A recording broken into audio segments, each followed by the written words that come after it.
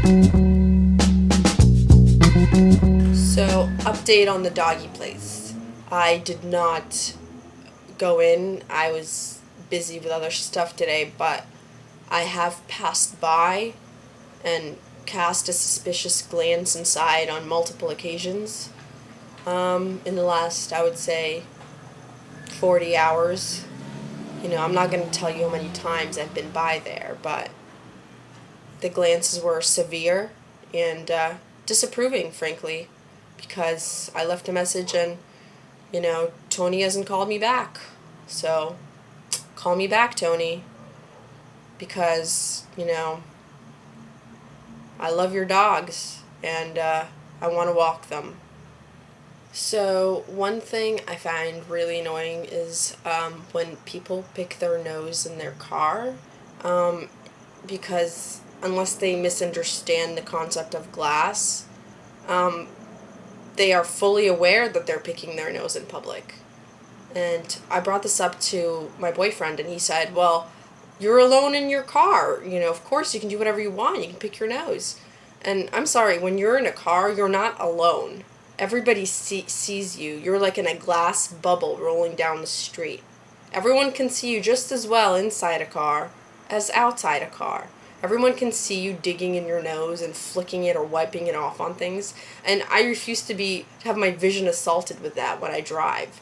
I really dislike that. I think that you should pick your nose the way God made you, which is in the bathroom with the door locked, piece of toilet paper on your naked knees as you poop. That's what you do. Everybody knows that. A stray thought. Do you think that if they stopped calling a pap smear and started calling it a pap schmear, it would make more delicious associations in your mind or less delicious associations in your mind? Don't you hate it when you go to someone's house and you meet their dog and you find out that their dog's name is your name, and then they're like so cute about it? Oh my god, so you're Sofiya and my chihuahua is Sofiya, and oh my god, that's so funny. I just love that name. That's why I named her that. And you're just sitting there, you're like, fuck you. I don't know if anybody noticed the Yahoo headline yesterday. I love Yahoo News because the headlines are just the best thing in the world. So the headline that was on there yesterday was, David Letterman hugs Oprah. And I thought to myself, how in the world could you stretch that into a whole article? And why was that deserving of an article? And I know about some alleged feud or whatever, but they're not gangster rappers. They're Oprah and David Letterman. What were they gonna do? Not hug? I just don't see the big deal here.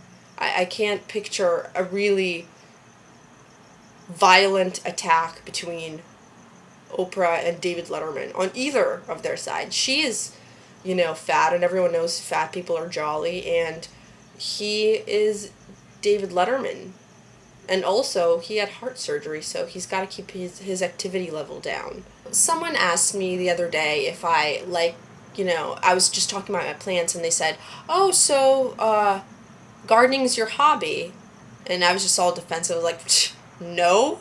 I just like doing it. It's not my hobby. And the person was, well, if you like doing it, then doesn't it make it your hobby? And I was like, damn it. I think they're right. But it's just, I really hate the word hobby. Hobby to me is like, I was so fucking bored. I literally couldn't come up with anything to do with my time. So I thought I'd find some random ass thing and just attach myself to it and commit completely. And, I collect stamps now. Or I collect light switch covers from, the middle modernist period. Or I collect glowworm memorabilia. It's just, hobbies are inane. I have passions and interests. And hobbies are for people who like scrapbooking. What's great about moms? My mom was watching my vlog today, and it was the first time she's seen it, and she thought it was really cute when I was talking about what my breasts might look like. And it's just like, that's what moms are for, just that kind of unconditional love where, no one else, someone else would just, hear that and think, oh, she's making a breast joke. But to my mom, I was just the most adorable thing in the room. And it really made me feel great. Thanks, Mom. Thanks for loving me, for loving to talk about my breasts. It's the best a girl could ask for. I want to apologize to all my viewers, by the way, who either own Chihuahuas or have Chihuahuas named Sofiya, or are fans of scrapbooking and macrame. I deeply apologize that your feelings were hurt in the making of this vlog entry. My sincere apologies. I will maybe send you some fruitcake.